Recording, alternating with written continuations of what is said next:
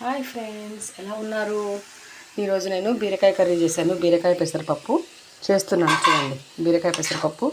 ఇందులో ఫస్ట్ నేను ఆయిల్లో జీరా వేసాను. జీలకర్ర వేసాక అందులో ఉల్లిపాయలు వేసి వేయించేసాను. ఫ్రై అయ్యాక పసుపు, కొంచెం ఉప్పు వేసాను. ఉప్పు వేసాక అది కొంచెం ఫ్రై అయ్యాక పెసరపప్పు వేసాను.